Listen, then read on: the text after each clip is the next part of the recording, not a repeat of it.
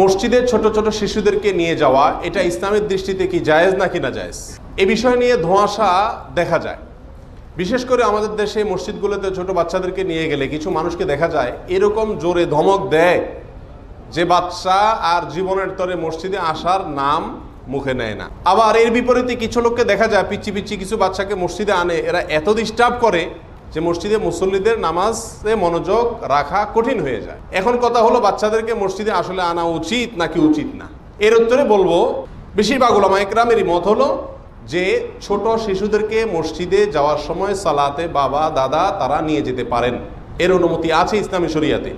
কারণ তাদেরকে অভ্যস্ত করতে হবে দিনের পরিবেশে, নামাজের পরিবেশে তাদেরকে নিতে হবে। তবে এক্ষেত্রে শেখ বিন বাজ রাহিমাহুল্লাহ, ইবনে উসাইমিন রাহিমাহুল্লাহ সহ অনেক উলামা ইকরাম বলেছেন শর্ত হলো আপনার সেই বাচ্চা মসজিদে যাওয়ার কারণে কারোর ডিস্টার্ব না হয় এরকম হতে হবে। যদি সে জায়গা কারোর ডিস্টার্ব করে, নামাজিদের কষ্ট হয়, নামাজিদের মনোযোগে ব্যাঘাত সৃষ্টি করে, তাহলে এরকম বাচ্চাকে মসজিদে নিয়ে যাওয়া সঠিক নয়। বিন বাজ রাহিমাহুল্লাহ বলছেন 7 বছরের নিচের বাচ্চাকে মসজিদে নিয়ে যাওয়া সঠিক নয় যদি সে বাচ্চা দুষ্ট হয়।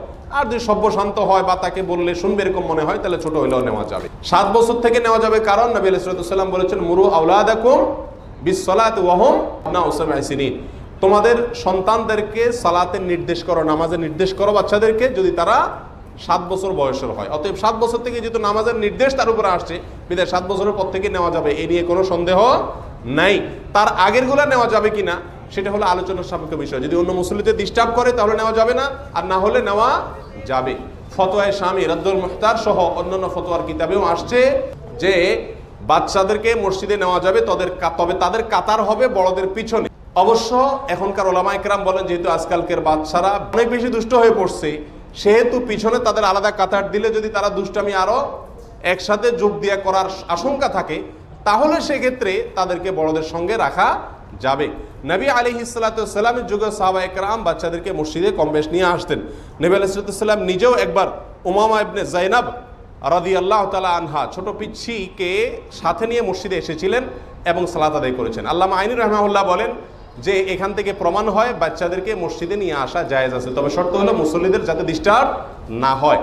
কোনো অবস্থাতেই বাচ্চারা যদি ডিস্টার্ব করে তাদের সাথে দুর্ব্যবহার করা উচিত নয়, যেটা অনেক মুসল্লিরা মসজিদে করে।